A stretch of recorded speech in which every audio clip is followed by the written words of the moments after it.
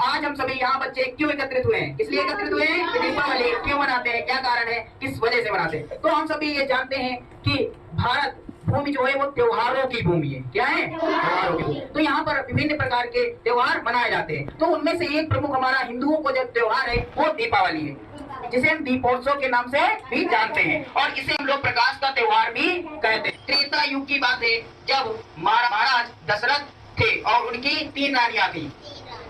Number 1 Kaushalya, Kaikeyi, Sumitra, और उनके 4 पुत्र थे, राम, भरत, लक्ष्मण, शत्रुघ्न, जिनमें से सबसे श्रेष्ठ राम थे। और उनको अयोध्या का उत्तराधिकारी राजा दशरथ ने उनको बना दिया। तो और वो उनके राम जो थे वो किनके पुत्र थे? कौशल्या के। लेकिन इस बात को केकई को अच्छा नहीं लगा, क्योंकि वो चाहती थी कि हमारे पुत्र भरत जी को बनाया जाए अयोध्या का उत्तराधिकारी। राजा दशरथ के पास गई। कौन गई? केकई। तो उन्होंने कहा कि हमने एक बार आपके प्राण की रक्षा की थी, तो आपने कहा था कि मुझसे कोई भी आप 2 वचन मांग सकते हैं। तो आज वो दिन आ गया है, मैं अपने 2 वचन को मांगने आई हूँ। नंबर 1, मेरे भरत पुत्र को अयोध्या का उत्तराधिकारी बनाया जाए और राम को 14 वर्ष के लिए वनवास के लिए भेज दिया जाए। लेकिन राजा दशरथ जो थे वो अपने वचनों के कारण उन्हें इन बातों को मानना पड़ा, क्योंकि उन्होंने केकई को ये वचन दिए थे। और फिर उन्होंने राजा दशरथ ने अपने पुत्र को राम को कहा कि आप 14 वर्ष के वनवास के लिए चले जाइए।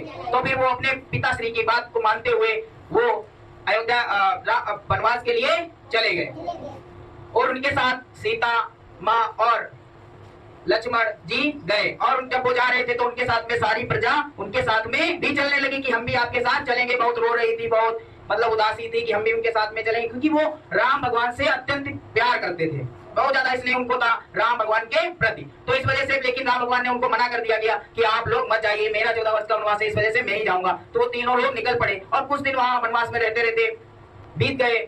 और फिर वहां पर एक सुंदर स्त्री आई जिसका नाम शूर्पणखा था। तो वो राम भगवान से कहने आई कि आप मुझसे विवाह कर लीजिए। लेकिन राम भगवान ने कहा वो पहले से ही विवाहित थे। तो उनकी पत्नी का क्या नाम था? सीता माता।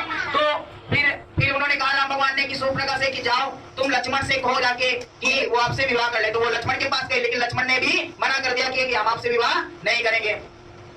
तो फिर वो बार बार कहती गई, उनको दबाव बना रही थी करो करो, लेकिन उन्होंने मना कर दिया। और उनका क्रोधित हो गए, बहुत गुस्सा आई, तो उन्होंने तलवार निकाल के उनकी नाक काट दी, जिससे वो बहुत रोने लगी। और फिर उसके बाद में वो अपने भाई रावण के पास गई, जो कि राक्षसों का राजा हुआ करता था।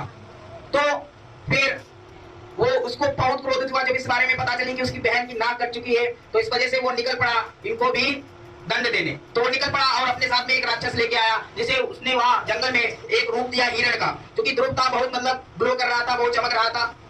और उसके बाद में वो वहां कुटिया के पास से निकला जुखरता जाते रहे। सीता जी को उनको बहुत अच्छा लगा, तो उन्होंने राम से कहा कि आप इस हिरण को मेरे पास लाइए। तो वो फिर हिरण की तलाश में उधर निकल गए। वो हिरण चला गया दूर तक, तो उसे पकड़ने के लिए चले गए। और इधर फिर बहुत देर हो गई, फिर राम आए नहीं। तो उन्होंने सीता माँ ने लक्ष्मण से कहा कि आपके भाई यहाँ आए नहीं है, बहुत देर हो चुकी है, जाओ तुम उनको ढूंढ के लाओ, पता नहीं कितनी देर हो गई, कहाँ है क्या है। तो वो ढूंढने के लिए निकल पड़े और उनके चारों ओर एक रेखा खींच के गए थे उस कुटिया के, और कह दिया माता सीता को कि आप इससे बाहर मत जाइएगा।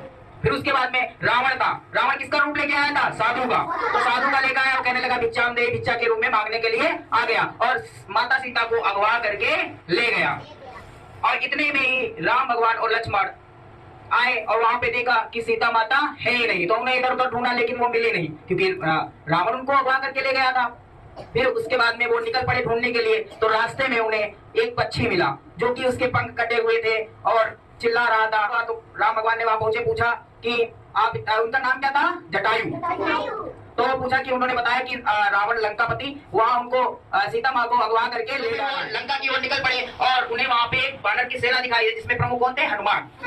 तो हनुमान से उन्हें पूछा और उन्होंने बताया। तो फिर वो भी निकल पड़े, उनकी वानर जो सेना थी वो भी निकल पड़ी लंका की ओर। और जब लंका की ओर जा रहे थे तो बीच में एक समुद्र पड़ता है। तो समुद्र के लिए उन्होंने एक राम सेतु पुल बनाया, और जिसके माध्यम से उनकी सेना थी वो वहां लंका तक पहुंची। और फिर उनसे रावण से उन्होंने युद्ध किया।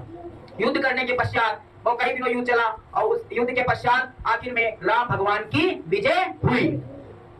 दुखों बुराइयों पर अच्छाइयों की जीत हुई। और इधर इनके 14 वर्ष का वनवास भी पूरा हो रहा था। तो ये लोग फिर उसके बाद में अपने अयोध्या की नगरी के लिए निकल पड़े। और इधर इनकी प्रजा इतनी खुश थी, बहुत प्रसन्न थी, क्योंकि राम भगवान को अत्यधिक स्नेह करते थे। तो इस वजह से उन लोगों ने, उनकी प्रजा ने उनके पूरी नगरी को दियों से, फूलों से अत्यंत सुशोभित किया, सजाया। और नगरी मानो तो इतनी सुशोभित और इतनी अच्छी लग रही थी कि पूछो। क्योंकि क्या हो रहा था, क्योंकि राम भगवान 14 वर्ष का वनवास करके पूरा आ रहे थे। तब इसी वजह से हर साल हम लोग कार्तिक अमावस्या के दिन दीपावली त्योहार मनाते हैं, सेलिब्रेट करते। तो हमारे लिए और सभी को wish you happy wonderful happy Deepawali.